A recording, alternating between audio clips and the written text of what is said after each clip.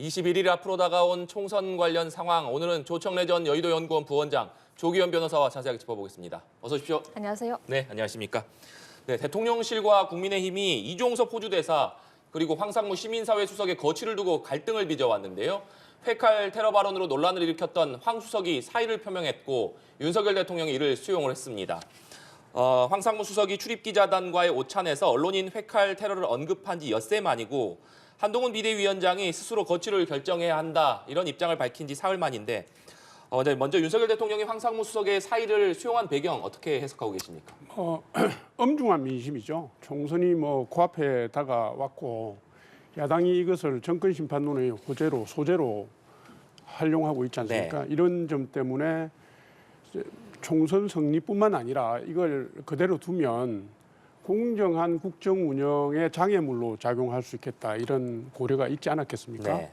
그리고 이번에는 이게 국민의힘 지도부뿐만 아니라 국민의힘 후보들이 나서서 사실은 사태를 촉구하는 진풍경이 벌어졌어요. 그러니까 이게 보통 지도부가 나서면 후보들이나 구성원들은 침묵하기 마련인데 이게 일심동체로 같이 나왔잖아요. 이런 부분도 대통령실에서 이게 무시하기 힘든 변수로 작용했을 거다 이렇게 봅니다. 네, 조기현 변호사께서는 황상무 수석의 사의를 윤석열 대통령이 수용한 배경 어떻게 보고 계십니까? 일단 이대로 방치했다가는 이번 총선에서 최악의 패배가 예상되는 상황이 됐죠.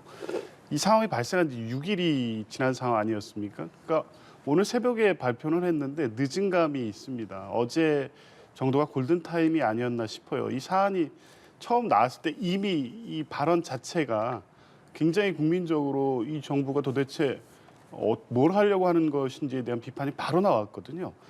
그런데 대통령실이 보였던 태도는 별 문제가 없다.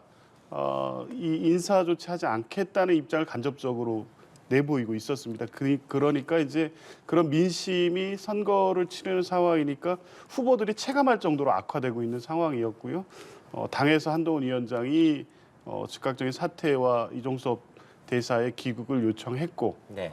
이 수순은 이제 그렇게 진행은 됐는데 더 이상 방치하면은 선거를 치를 수 없을 정도의 민심 악화를 받아들이지 않을 수 없는 상황이 됐다고 판단한 것 같습니다. 예, 이종섭 주 호주 대사도 조만간 귀국할 예정으로 전해졌습니다.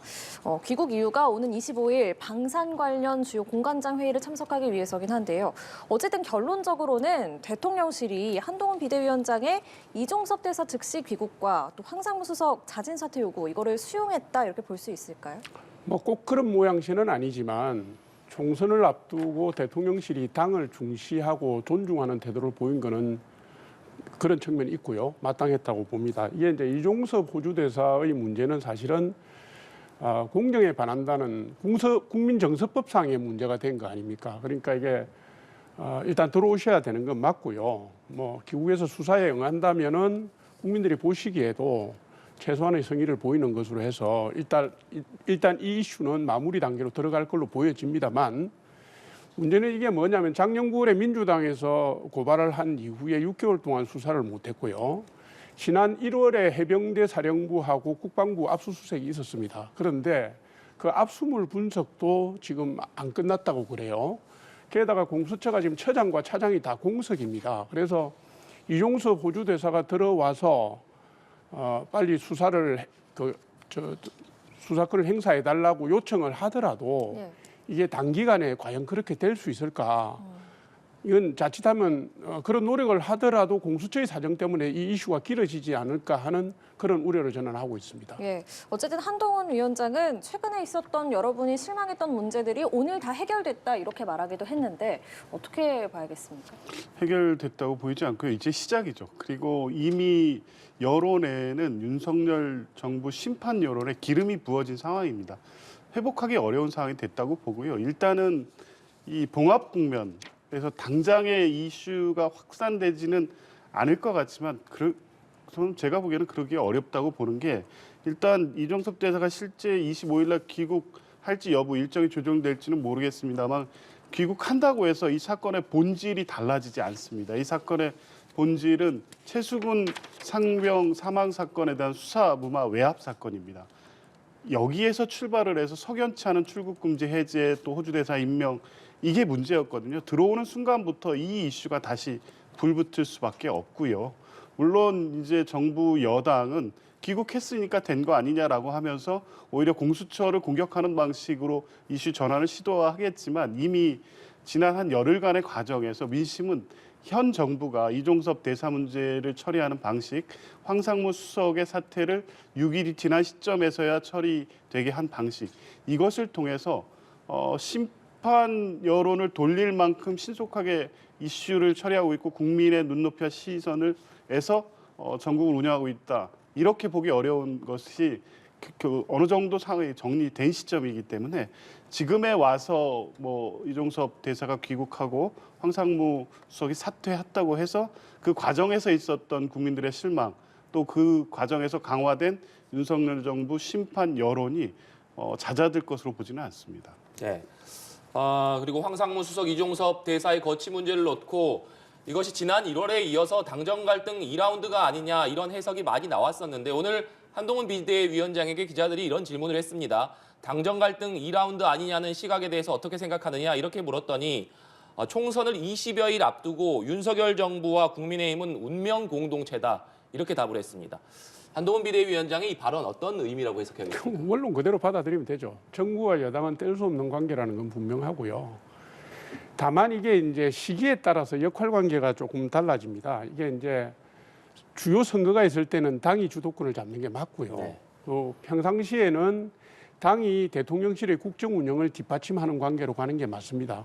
근데 이제 요 관계들이 적절하게 조화를 이루고 협조가 되면 되는데 일부 이슈에 따라서는 그 협조 관계를 구축해서 내부적으로 대화하는데 시간이 걸릴 수 있는 겁니다. 그거를 이제 언론에서 뭐 갈등이다, 1차 갈등, 2차 갈등 이렇게 얘기를 하는데요.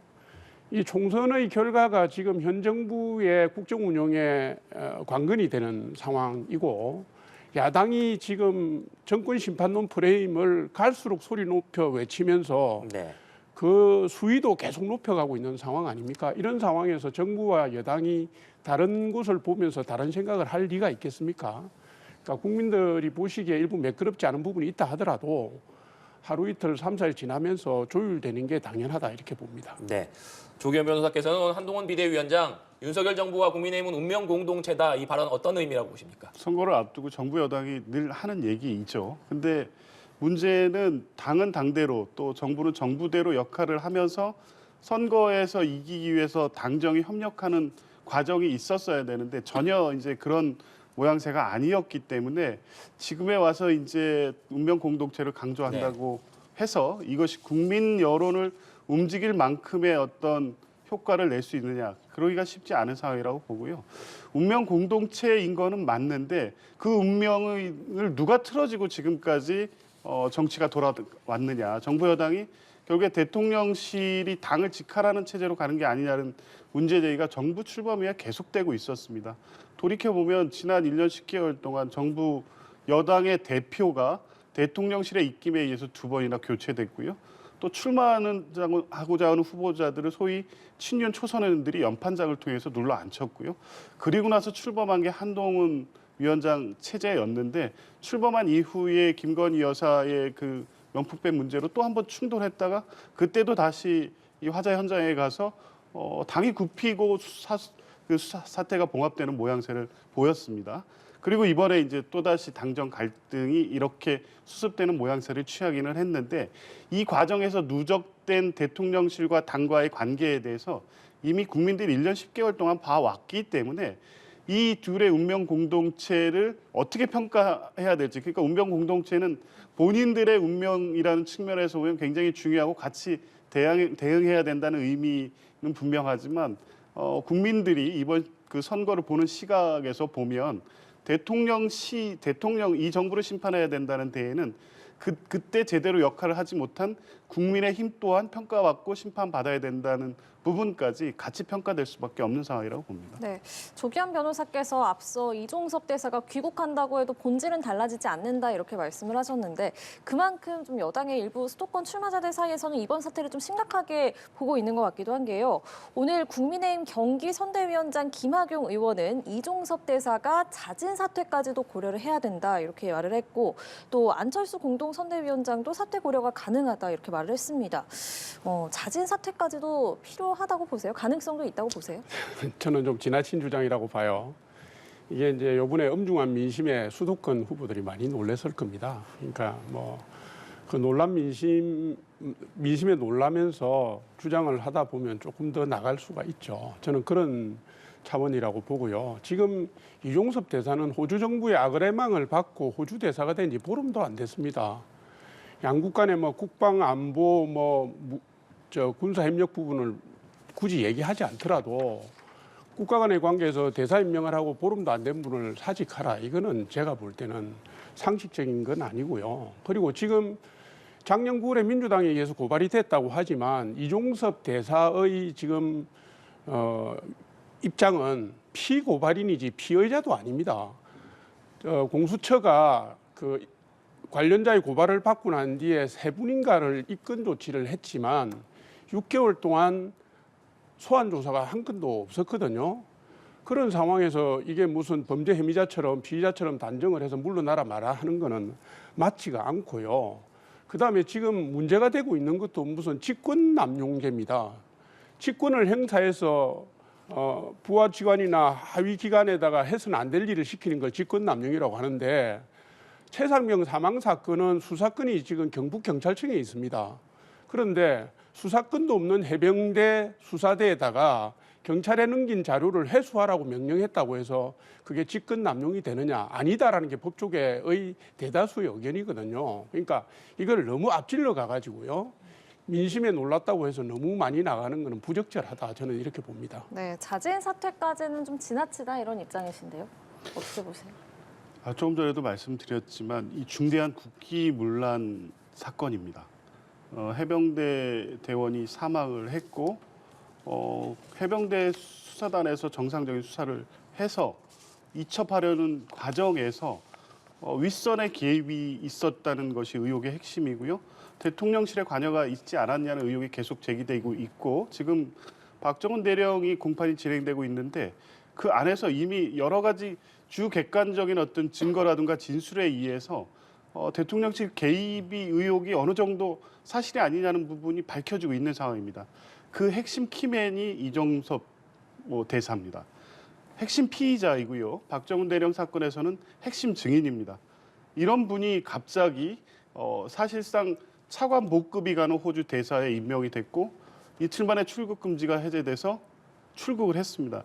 임명 절차, 출국 과정, 사건의 수사 경과도 보지 않고 급하게 호주 대사로 취임하게 된 전 과정을 보면 이 사건을 어떻게든 무마하고 덮고 핵심 피의자를 이 사건에서 어떻게든 배제시켜서 이 파장이 대통령실에 미치지 않게 하기 위한 게 아니냐는 문제제기가 계속 된 거거든요. 그러면 귀국시켜서 형식적으로 공수처 조사에 몇 차례 응하고 다시 호주로 돌아간다면 이 사건의 실체 확인이 어려워질 수밖에 없거든요. 아마 그런 것을 의도하고 호주 대사로 임명한 게 아니냐는 문제제기가 계속 있는 겁니다.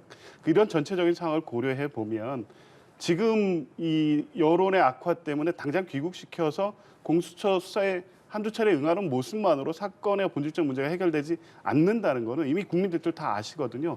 그러면 정말 이 사건의 실체 규명에 정부가 성역 없이 할 수 있도록 협조하겠다. 대통령실 입장도 같다 그러면 공수처 수사를 문제 삼을 게 아니라 성역 없는 수사를 위해서 자진 사퇴를 하든 대통령실이 직접 대통령께서 임명 철회를 하든 해서 국민들이 이런 의혹이 남지 않도록 하는 조치를 취해야지 마치 귀국해서 조사를 받음으로써 이 사건이 종결되는 것처럼 해서는 더 이 여론의 악화를 막을 수 없다는 것은 민주당의 주장이 아니라 국민의힘의 현장에서 뛰고 있는 후보들의 생각이 그럴 것이라고 봅니다. 네. 이제 눈길은 국민의 미래 비례대표 순번 문제로 쏠리고 있습니다.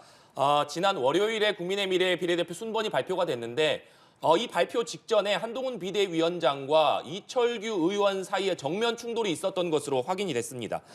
이철규 의원이 비례대표 명단 수정을 요구하면서 이게 수용되지 않으면 함께 갈 수 없다. 이른바 탈당을 시사하는 취지의 발언을 했고 이에 대해서 한동훈 위원장도 위원장직까지 사퇴할 수 있다. 이렇게 맞받아친 것으로 지금 전해지고 있는데 아무래도 두 사람 간의 명단, 순번, 수정을 놓고 강하게 충돌한 것으로 알려졌기 때문에 과연 어떤 인사들을 그렇다면 당선권에 넣기 위해서 이 충돌이 있었을 것이냐, 이 부분은 어떻게 보십니까?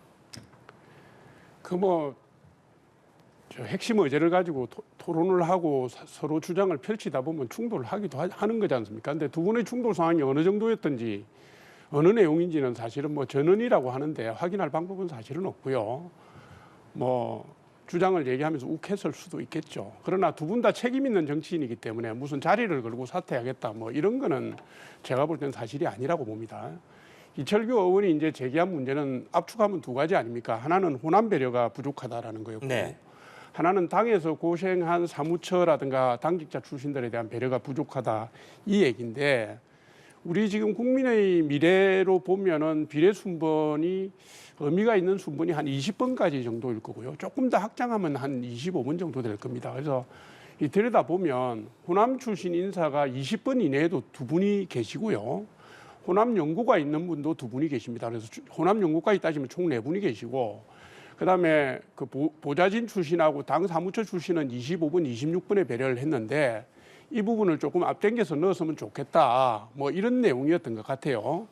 그런데 국민의 미래 공간이 입장에서는 우리가 지금 호남에서 당연히 들어갈 거라고 봤던 인물들 몇 면을 보면 한 분은 지역구 3선을 지낸 분이잖아요. 전북 도당위원장 하셨던 분. 지역구 3선의 분을 다시 비례대표를 넣는 것은 이건 누가 봐도 국민들의 비난을 살 수 있다고 봤을 것 같아요. 또 한 분은 지금 윤석열 대통령과 관계가 있는 분으로 알려진 분 아닙니까? 전 광주시당 위원장인데 이분을 넣었을 때 국민의 미래 비례대표 공천 자체가 의심을 받을 거라는 고민을 안 했겠습니까? 그래서 고심의 결과로 나온 걸로 저는 보고요. 지금까지 선거를 보면 비례대표의 순번을 두고 잡음이 없었던 적이 한 번도 없습니다. 그게 굉장히 심하게 폭발적으로 나타난 경우가 있는가 하면 어떤 경우는 좀 잠잠하게 간 이 차이지 이 정도의 충돌이 없었던 적은 없습니다. 그래서 합리적인 안을 도출해서 국민의 시각에 맞는 후보를 내가는 과정에서 벌어진 해프닝 정도로 이해를 해주시면 어떨까 싶네요. 네, 이 정도 충돌은 늘상 있어 왔다 이렇게 말씀해 주셨는데 아무래도 이철규 의원이 탈당을 시사하는 발언을 한 것으로 전해졌고 한동훈 비대위원장도 나도 직을 걸겠다 이렇게 맞선 것으로 받아친 것으로 지금 전해지고 있기 때문에 과연 어떤 명단 수정을 좀 요구한 것이냐 이 부분 어떻게 봐야겠습니까? 소위 말하는 친윤의 핵심 이철규 의원과 한동훈 비대위원장 간의 갈등설이고 직을 걸고 입장을 지금 표현했다는 보도 아닙니까? 이 정도면 있을 수 있는 비례대표 공천 과정에서의 갈등이라고 보기는 어렵죠. 근본적으로 이 공천 과정 자체에 그게 대통령의 의지라고까지 해석될 만한 내용은 아직은 모르겠습니다만 적어도 친윤이라고 하는 분들은 한동훈 위원장의 공천 이 과정 자체에 상당한 문제제기가 불만이 있었다고 보여지고요. 결정적으로는 조금 전에 얘기한 24번에 배치된 주기한 전 시당 위원장의 문제였다고 봅니다. 누가 대다수 이미 알려졌던 것처럼 주기한 위원장은 윤석열 대통령과의 특별한 관계가 부각되고 있는 분이고요. 국민의힘도 그렇고 이런 과정을 아는 사람들은 당선권 안에 무조건 배치된다고 그렇게 알고 있었습니다. 이것은 대통령과의 관계 문제도 있거니와 호남 배려라는 이 국민의힘 당원 당규에 의해서도 그렇고 당연히 들어갈 뿐이라고 보는 거죠. 그런데 24번이면 사실상 당선권 밖으로 배치가 된 겁니다. 이런 문제에 대해서 사전에 조율이 없었을 리가 없잖아요. 그러니까 이철규 의원이 이런 의견이나 이런 제시가 없었을 리 없고 당연히 알 수 있었는데도 불구하고 결국에 이분이 당선권에 배제되는 명단이 나왔다고 하면 전혀 대통령의 간접적인 의중 그리고 이것을 대리하는 이철규 의원의 의사 이런 부분이 최소한도 관철되지 않은 비례대표 명단이라는 것을 보여주는 사례죠. 그러니까 당연히 반발할 수밖에 없고 즉각 수정 요구를 할 정도로 이 사안이 심각하다고 본 것이죠. 그러니까 한동훈 위원장은 본인이 소위 말하는 이 부분을 사천이냐 아니냐 문제를 떠나서 당의 여러 입장을 조율하고 특히 대통령의 의중도 어느 정도 고려한 비례대표 명단을 만들지 않고 본인 뜻대로 한 것은 분명해 보입니다. 이게 자기가 아는 어떤 특정 인사를 넣고 이런 건 아니었다고 할지라도 적어도 당 전체의 의견이 조율되고 대통령실의 입장도 어느 정도 고려한 비례대표 순번은 아니었기 때문에 이미 이 갈등을 예상하고도 이 명단을 강행한 게 아닌가 싶기도 합니다. 네. 네. 그렇다면 조기현 변호사께서는 지금 이철규 의원이 명단이 발표된 이후에 SNS로 공개적으로 좀 수정을 후보 등록일 이전까지 순번을 조정해야 된다 이런 입장을 밝히기도 했는데 그렇다면 이것이 이철규 의원의 개인적인 입장이라기보다는 용산에 좀 의중이 더 담겼다 이렇게 해석하고 계십니까? 뭐 논란이 될 수 있는 문제이기 때문에 실제 뭐 대통령실에서 누구를 찍어서 당선권에 넣으라고 했겠습니까? 근데 이철규 의원이 누가 봐도 뭐 대통령의 뜻을 당에 뭐 관철할 수 있을 정도의 관계가 있는 분이라고 하면 몇몇 분에 대해서는 특별한 배려를 해야 된다는 입장을 전달했을 것으로 보고요. 그것은 뭐 직접 표현하지는 않습니다만 대통령실 쪽 용산 쪽 입장에서 보더라도 이 명단 자체가 대통령의 의중을 전혀 고려하지 않은 한동훈 의원의 독단적인 결정이었다는 불만이 팽배해 있는 것으로 보입니다. 최근에 어떤 이종섭 대사 사건이라든가 황상무 수석 문제 또 이 비례대표 공천 문제까지 세 가지를 묶어서 나오고 있기 때문에 어떤 부분에서 대통령의 감정이 그렇게 표현된다고 말한 건지는 모르겠지만 대통령실 관계자 발언으로 이 갈등 문제가 나왔을 때 또 경로라는 얘기가 나왔습니다. 이게 지난 2월 달에 김건희 여사 그 문제로 그 윤한 갈등이 터졌을 때 똑같은 반응이 있지 않았습니까? 전반적으로 지금 이종섭 대사 문제나 황상무 수석 문제는 당의 입장을 수용하는 것처럼 외부적으로 봉합은 했지만 대통령실 용산 쪽 입장은 지금 한동훈 위원장의 당 운영에 대해서 상당한 문제의식을 갖고 있는 것으로 보입니다. 네, 원장님께서는 어떻게 생각하십니까? 이게 이제 아까도 제가 말씀드렸지만 선거를 앞두고는 당의 주도권이 더 중요하다 이렇게 제가 말씀드렸어요. 그러니까 이게 후보들이라는 게 민심의 바다에 최전선에 나가 있잖아요. 그래서 이제 온몸으로 국민들의 뜻과 감정을 느낄 수 있단 말이에요. 그러니까 국정 운영을 하는 책임지고 하는 대통령실이나 정부 입장하고는 조금 다르죠. 그러니까 이게 우리가 정당사에서 쭉 보면 가장 바람직한 관계가 건강한 정부 여당 관계가 되는 게 바람직하거든요. 건강하다는 게 뭡니까? 이견도 있고 뭐 또 충돌도 있고 그러면서도 합의점을 찾아가는 관계 아니겠습니까? 지금까지 야당에서 국민의힘에 대해서 줄기차게 공격했던 내용이 용산 직할 체제다, 국민의힘이 이 얘기인데 지금 나타나는 비례대표라든가 공천 과정에서 이런 전 과정을 보면 대통령실이 어떤 의도를 가지고 어떤 요구를 했는지는 모르지만 일단 보이는 형태는 그거 그대로 끌려가지는 않았다라는 걸 보여주고 있는 거잖아요. 그러니까 공정과 상식에 맞게 국민의 눈높이에 맞게 가고 있는 측면이라고 보는 거고요. 그래서 뭐 이철규 의원이 대통령실의 의중을 일부 반영했다고 볼 수는 있지만 저는 뭐 그게 대통령실의 전적인 뜻은 아니라고 봅니다. 뭐 100% 그 뜻을 실어서 하겠습니까? 이철규 의원도 당 사무총장도 한 중진이시고 재선 의원이신데 제가 볼 때는 언제든지 발생할 수 있는 비례대표 공천을 두고 나타나는 시각 차이 정도로 저는 이해를 하고요. 이번에 드러난 것은 건강한 당정관계였다 이렇게 평가를 하고 싶습니다. 예, 이철규 의원도 직을 걸고 명단 수정을 요구했지만 또 한동훈 비대위원장도 직을 걸고 그럴 수 없다 이렇게 말한 거 아니겠습니까? 자신들이 추천하려는 사람이 안 됐다고 해서 사천이라고 얘기하는 건 굉장히 이상한 프레임이다. 한동훈 위원장이 이렇게 말하기도 했는데 한동훈 위원장이 이렇게 비대위원장 사퇴까지 언급하면서 반발한 이유는 뭐라고 보세요? 아니 이게 사천인지 아닌지를 증명할 방법이 없잖아요. 국민들의 관점에서 국민들이 보시기에 증명할 방법이 없죠. 그럼 본인은 얼마나 답답하겠습니까? 그리고 이게 자신이 사천을 했는지 안 했는지가 중요한 게 아니라 국민의힘의 공천 과정이 정말로 사천이라는 형식으로 낙인이 찍히면 선거 전반에 미치는 악영향이 있잖아요. 이런 부분을 동시에 고려해서 반발한 거라고 저는 봅니다.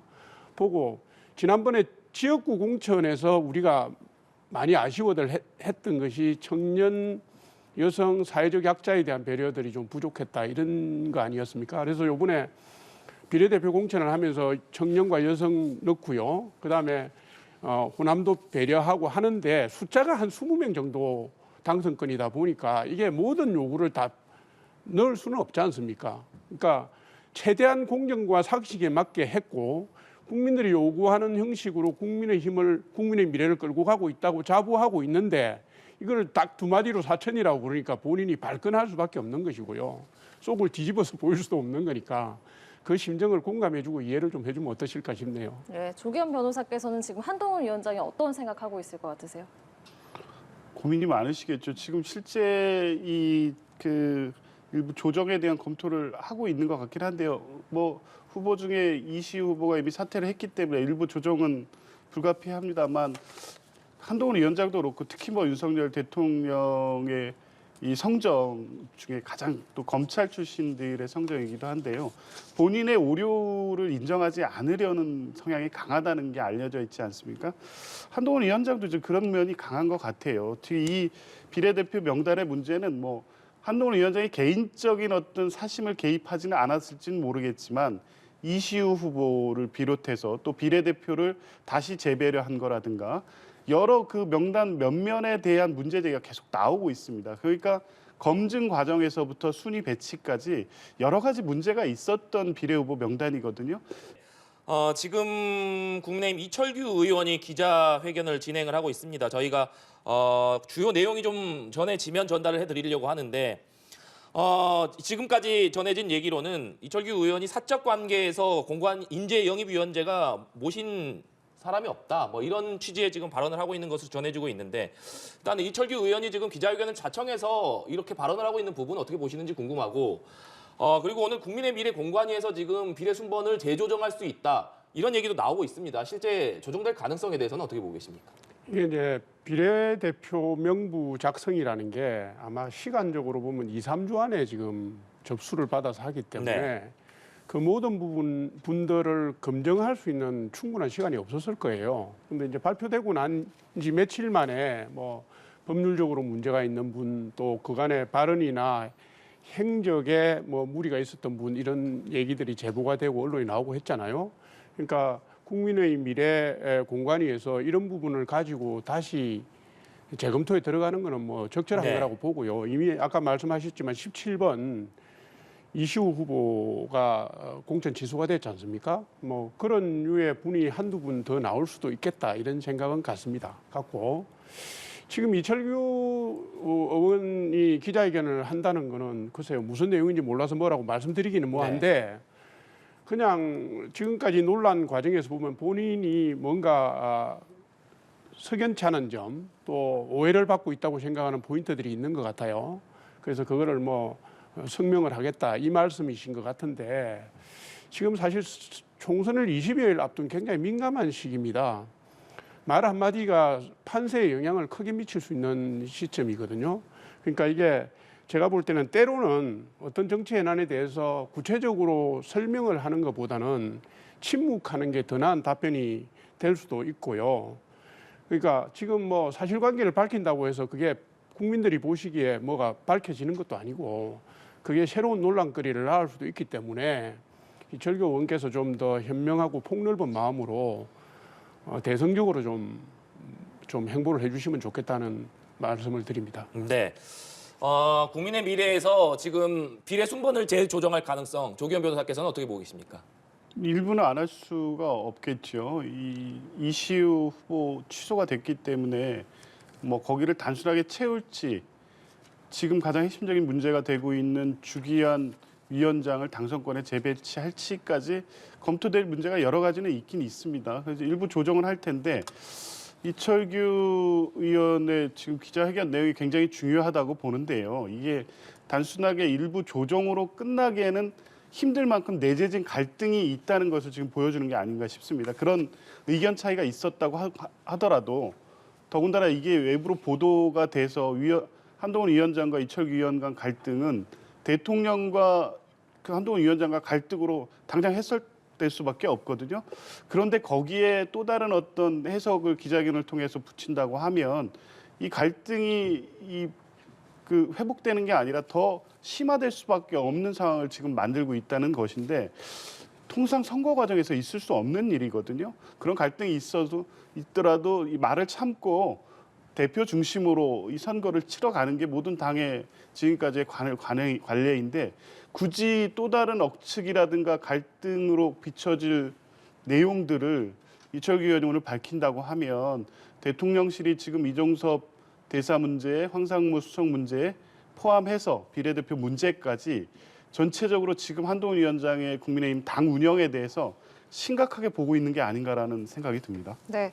자, 민주당 얘기로 넘어가 보겠습니다. 이재명 대표는 선거 지원 유세 현장에서 연일 정권 심판론을 강조하고 있는데요.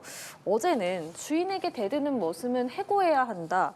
우리가 박근혜 정권도 내쫓지 않았냐 이렇게 말을 했습니다.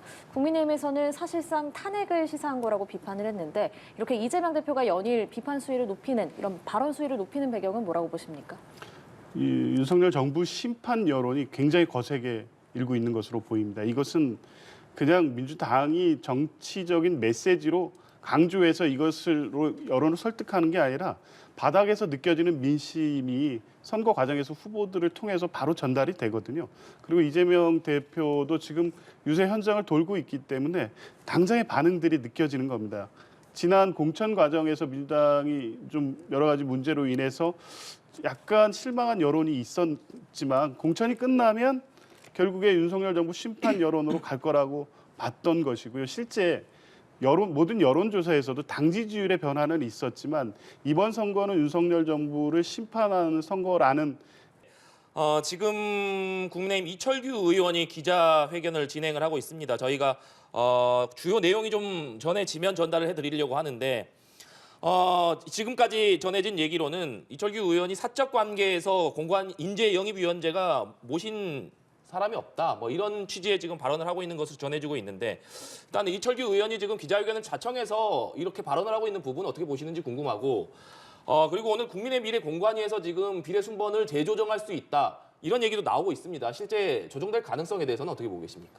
이게 이제 비례대표 명부 작성이라는 게 아마 시간적으로 보면 2, 3주 안에 지금 접수를 받아서 하기 때문에 네. 그 모든 분들을 검증할 수 있는 충분한 시간이 없었을 거예요. 근데 이제 발표되고 난 지 며칠 만에 뭐 법률적으로 문제가 있는 분 또 그간의 발언이나 행적에 뭐 무리가 있었던 분 이런 얘기들이 제보가 되고 언론에 나오고 했잖아요. 그러니까 국민의 미래 공관위에서 이런 부분을 가지고 다시 재검토에 들어가는 거는 뭐 적절한 네. 거라고 보고요. 이미 아까 말씀하셨지만 17번 이시우 후보가 공천 취소가 됐지 않습니까? 뭐 그런 류의 분이 한두 분 더 나올 수도 있겠다 이런 생각은 같고 지금 이철규 의원이 기자회견을 한다는 거는 글쎄요 무슨 내용인지 몰라서 뭐라고 말씀드리기는 뭐한데 그냥 지금까지 논란 과정에서 보면 본인이 뭔가 석연치 않은 점 또 오해를 받고 있다고 생각하는 포인트들이 있는 것 같아요. 그래서 그거를 뭐 성명을 하겠다 이 말씀이신 것 같은데 지금 사실 총선을 20여일 앞둔 굉장히 민감한 시기입니다. 말 한마디가 판세에 영향을 크게 미칠 수 있는 시점이거든요. 그러니까 이게 제가 볼 때는 때로는 어떤 정치 현안에 대해서 구체적으로 설명을 하는 것보다는 침묵하는 게 더 나은 답변이 될 수도 있고요. 그러니까 지금 뭐 사실관계를 밝힌다고 해서 그게 국민들이 보시기에 뭐가 밝혀지는 것도 아니고 그게 새로운 논란거리를 낳을 수도 있기 때문에 이철규 의원께서 좀 더 현명하고 폭넓은 마음으로 대성적으로 좀 행보를 해주시면 좋겠다는 말씀을 드립니다. 네. 국민의 미래에서 지금 비례 순번을 재조정할 가능성 조기현 변호사께서는 어떻게 보고 계십니까? 일부는 안 할 수가 없겠죠. 이시우 후보 취소가 됐기 때문에 뭐 거기를 단순하게 채울지 지금 가장 핵심적인 문제가 되고 있는 주기현 위원장을 당선권에 재배치할지까지 검토될 문제가 여러 가지는 있긴 있습니다. 그래서 일부 조정을 할 텐데 이철규 의원의 지금 기자회견 내용이 굉장히 중요하다고 보는데요. 이게 단순하게 일부 조정으로 끝나기에는 힘들 만큼 내재진 갈등이 있다는 것을 지금 보여주는 게 아닌가 싶습니다. 그런 의견 차이가 있었다고 하더라도 더군다나 이게 외부로 보도가 돼서 한동훈 위원장과 이철규 위원 간 갈등은 대통령과 그 한동훈 위원장과 갈등으로 당장 해설될 수밖에 없거든요. 그런데 거기에 또 다른 어떤 해석을 기자회견을 통해서 붙인다고 하면 이 갈등이 그 회복되는 게 아니라 더 심화될 수밖에 없는 상황을 지금 만들고 있다는 것인데 통상 선거 과정에서 있을 수 없는 일이거든요. 그런 갈등이 있더라도 이 말을 참고 대표 중심으로 이 선거를 치러가는 게 모든 당의 지금까지의 관례인데 굳이 또 다른 억측이라든가 갈등으로 비춰질 내용들을 이철규 의원이 오늘 밝힌다고 하면 대통령실이 지금 이종섭 대사 문제, 황상무 수석 문제 포함해서 비례대표 문제까지 전체적으로 지금 한동훈 위원장의 국민의힘 당 운영에 대해서 심각하게 보고 있는 게 아닌가라는 생각이 듭니다. 네. 자, 민주당 얘기로 넘어가 보겠습니다. 이재명 대표는 선거 지원 유세 현장에서 연일 정권 심판론을 강조하고 있는데요. 어제는 주인에게 대드는 모습은 해고해야 한다. 우리가 박근혜 정권도 내쫓지 않았냐 이렇게 말을 했습니다. 국민의힘에서는 사실상 탄핵을 시사한 거라고 비판을 했는데 이렇게 이재명 대표가 연일 비판 수위를 높이는 이런 발언 수위를 높이는 배경은 뭐라고 보십니까? 이 윤석열 정부 심판 여론이 굉장히 거세게 일고 있는 것으로 보입니다. 이것은 그냥 민주당이 정치적인 메시지로 강조해서 이것으로 여론을 설득하는 게 아니라 바닥에서 느껴지는 민심이 선거 과정에서 후보들을 통해서 바로 전달이 되거든요. 그리고 이재명 대표도 지금 유세 현장을 돌고 있기 때문에 당장의 반응들이 느껴지는 겁니다. 지난 공천 과정에서 민주당이 좀 여러 가지 문제로 인해서 약간 실망한 여론이 있었지만 공천이 끝나면 결국에 윤석열 정부 심판 여론으로 갈 거라고 봤던 것이고요. 실제 모든 여론조사에서도 당 지지율의 변화는 있었지만 이번 선거는 윤석열 정부를 심판하는 선거라는 이 여론 자체가 바뀐 적은 없습니다. 이제 이 상황에서 이종섭 대사 문제라든가 황상무 수석 문제가 터지면서 정권 심판론에 기름을 부은 거고요. 이게 현장에 가면 체감할 정도로 지금 민심이 굉장히 분노해 있다는 것을 느껴지기 때문에 이런 부분은 이제 더 강조함으로써 이 선거를 윤석열 정부에 대한 심판 선거를 확실히 끌고 가겠다.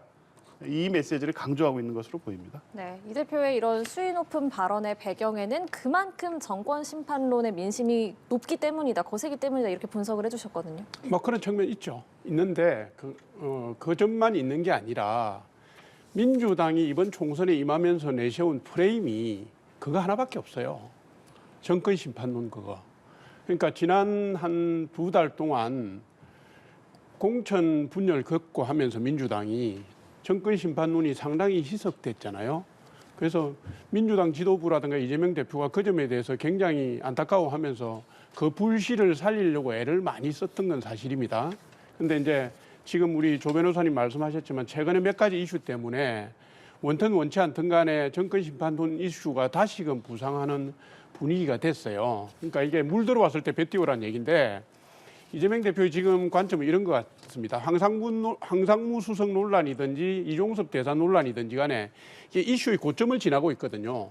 황상무 수석은 사퇴를 했고 이종섭 대사 곧 귀국한다 그러니까 이게 이슈의 고점을 지나고 있으니까 이게 지나고 나면 정권 심판론이 또다시 희석되지 않을까 하는 염려를 미리 해서 강공 모드로 지금 가고 있는 것 같아요. 다만 이게 이제 조국 혁신당도 마찬가지지만 이게 이제 이런 논의가 시간이 갈수록 수위를 올릴 수밖에 없잖아요. 그러다 보니까 무슨 탄핵이니 뭐 이런 논의를 대표가 입에 달고 다니거든요.